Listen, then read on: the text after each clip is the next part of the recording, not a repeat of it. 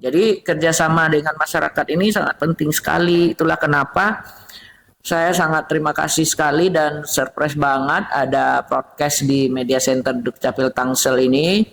Karena sosialisasi kepada masyarakat itu bisa kita lakukan dengan berbagai cara. Nah, ini salah satunya. Yap.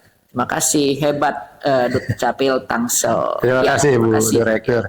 Warga Tangsel yang terhormat, tadi sudah cukup jelas ya bahwa saya mencoba sedikit merangkum dimulai dari belakang tentang akte kematian, bahwa dari hasil coklit yang kurang lebih 11.000, sekalian ini sekaligus melaporkan ke Bu Direktur bahwa telah terbit 3.000 lebih Bu akte kematiannya, karena betul kata Ibu tadi kami tidak bisa melakukan menerbitkan akte kematian tanpa ada permohonan, tanpa ada pengajuan, karena bagaimanapun persyaratan tentu harus terpenuhi. Namun demikian Ibu, ketika nanti saya beri waktu sampai dengan akhir Desember, ahli waris belum juga memenuhi persyaratan, maka nik yang by name by address akan kami laporkan ke Ditjen Dukcapil untuk barangkali dinonaktifkan, karena yaitu tadi benar kata Bu Direktur bahwa masa orang wafat masih muncul di DPT.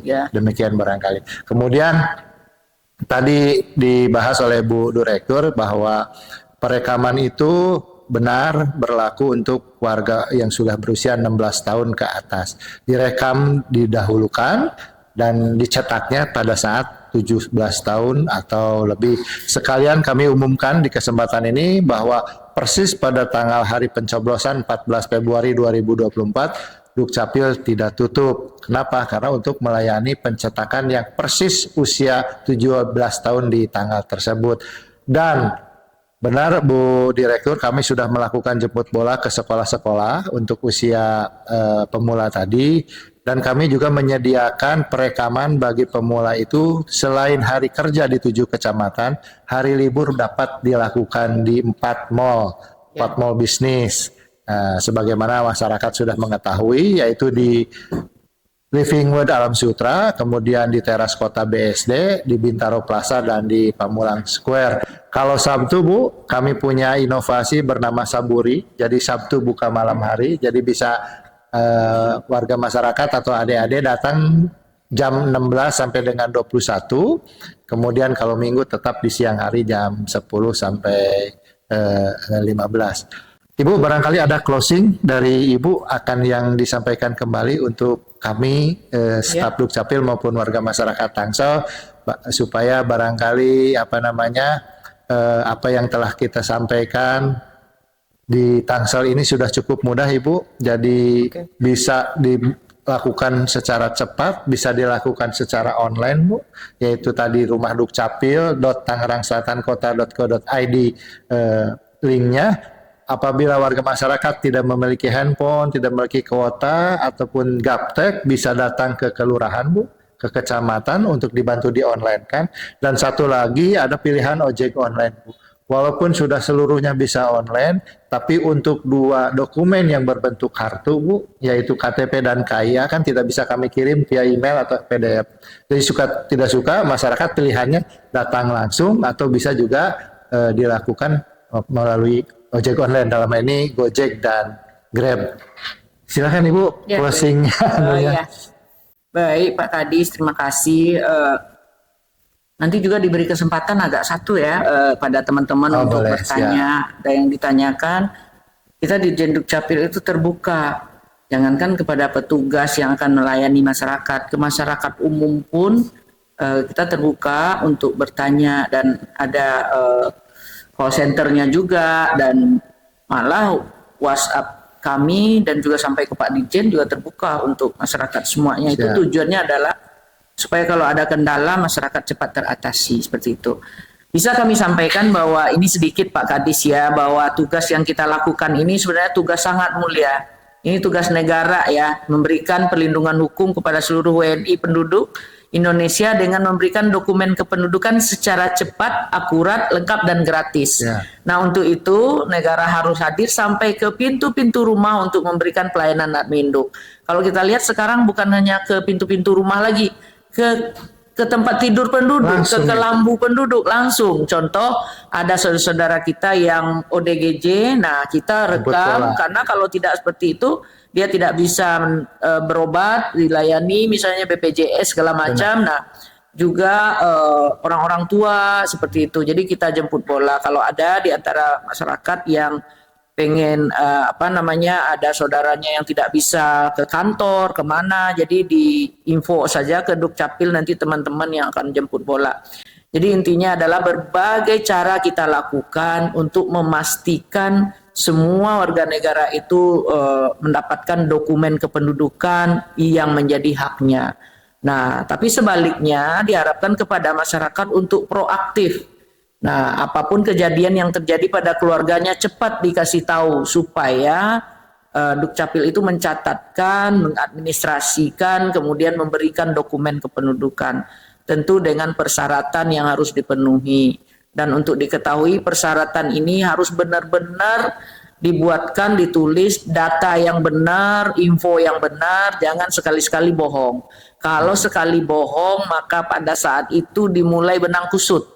Nah, jadi ngomong apa adanya, sehingga itulah antara lain filosofi tertib administrasi kependudukan. Nah, ini semua kita lakukan adalah untuk memberikan kemudahan kepada masyarakat.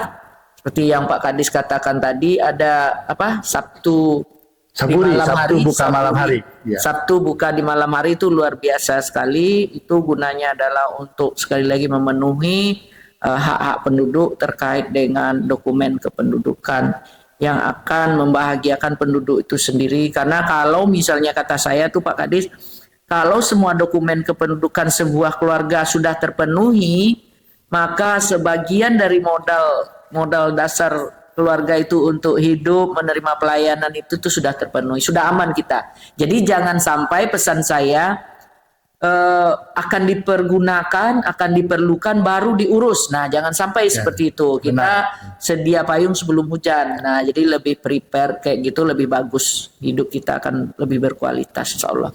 Mungkin demikian Pak Kadis, terima kasih. Benar Ibu, bahwa sering kita mendapatkan masyarakat biasanya akan mengurus ketika urgent. Iya. Kalau kami sih alhamdulillah ini sekalian dilaporkan juga, dan masyarakat kan barusan juga ada yang menghubungi kami via medsos, berapa lama katanya waktu penyelesaian di Adminduk di Tangsel. Nah, kami alhamdulillah sudah bisa melaksanakan perintah Pak Dirjen, yaitu semedi Bu, sehari mesti jadi. Jadi kalau hanya 1-2 dokumen itu hitungannya bisa menit Bu, tapi kalau paket paling tidak di hari yang sama warga masyarakat usul, jadi, maka di masyarakat selesai. Pak Kadis, terima kasih. Ukuran cepat lambatnya penerbitan dokumen kependudukan kita itu tergantung dengan sudah lengkapnya syarat. Benar. Kalau persyaratan sudah lengkap, itu hitungan menit sudah jadi. Benar. Nah, jadi tergantung ke masyarakat, lengkap tidak syaratnya. Lengkap syaratnya, setelah itu diverifikasi, validasi. Ya. Nah, kita kan verifikasi validasi dulu, memastikan bahwa datanya ini sudah benar, hitungan menit. Nah, itu sudah jadi. Jadi lebih cepat lebih baik. Nah, kalau ada yang lebih cepat, kenapa kita harus lama? Kan begitu, seperti itu. Jadi benar ya, dokumen itu cukup dicetak di kertas HVS A4 dengan 80 gram warna putih. Nah, kenapa demikian? Justru itu tadi, ketika warga masyarakat mengajukan permohonan, maka dokumen akan terkirim secara nasional melalui Kemendagri, yaitu dilakukan melalui email, tapi bisa melalui WhatsApp Pak Kadis.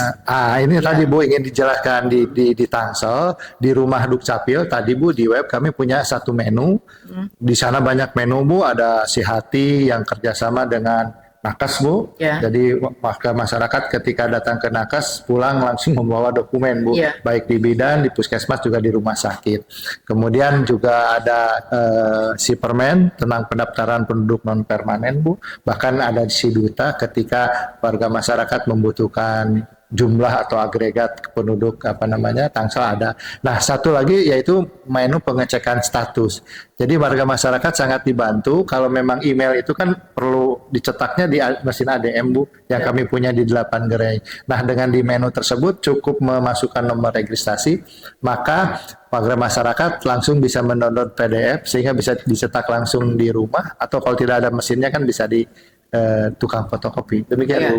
Oke. Baik, itu juga yang kan saya sampaikan. Sekarang kan sudah bisa dikirim ya hasil dokumen kependudukan itu, misalnya KK, akta kelahiran, berbagai akta itu bisa dikirim ke penduduk by WhatsApp. Betul. Kalau susah email misalnya, punya email, PIN-nya lupa segala macam, by WhatsApp saja dikirim PDF. Ya, benar. Jadi yang PDF inilah yang disimpan oleh masyarakat. Ntar kalau misalnya hilang, kita tinggal print aja di tempat fotokopian juga nggak sampai Rp1.000 ya selembar. Benar. Namun walaupun begitu, walaupun kertas putih kelihatannya itu sangat berharga. Kenapa?